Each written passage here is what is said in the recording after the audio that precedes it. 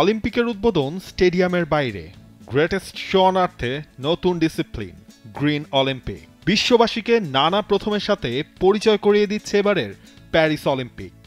সেই তালিকায় এবার নতুন সংযোজন, সেটা হয়েছে মেডেলে। 1904 সাল থেকে দেয়া হয় সেরা অ্যাথলেটদের প্রতিটা ইভেন্ট ধরে গোল্ড, সিলভার ও ব্রোঞ্জ মেডেল।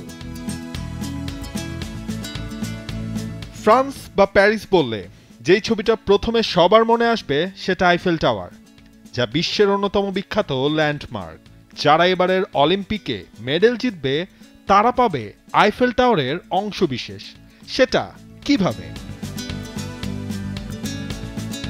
1889 সালে মাথা উঁচু করে দাঁড়ায় এই আইফেল টাওয়ার।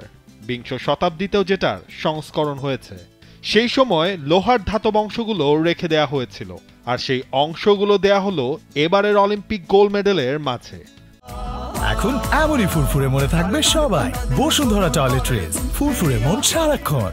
প্রতিটা মেডেলে দেয়া হয়েছে 0.04 পাউন্ড আইফেল টাওয়ারের অংশবিশেষ।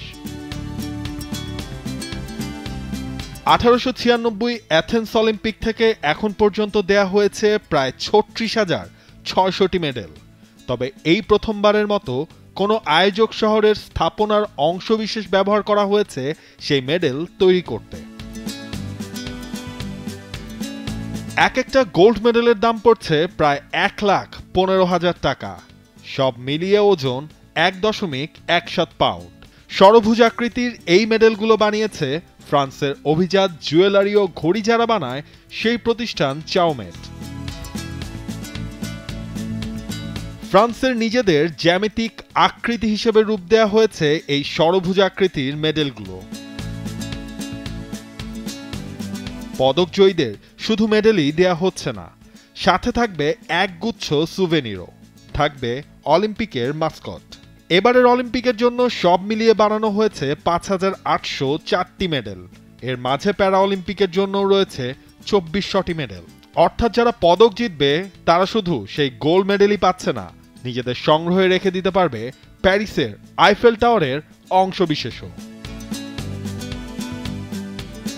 নাবিল খান, T Sports.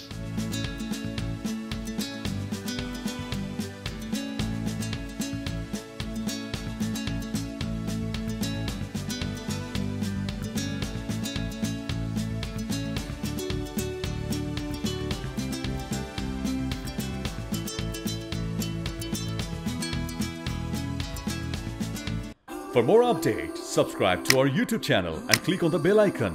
Follow us on Facebook and Instagram. Download T-Sports app to enjoy exciting games and highlights. Visit tsports.com.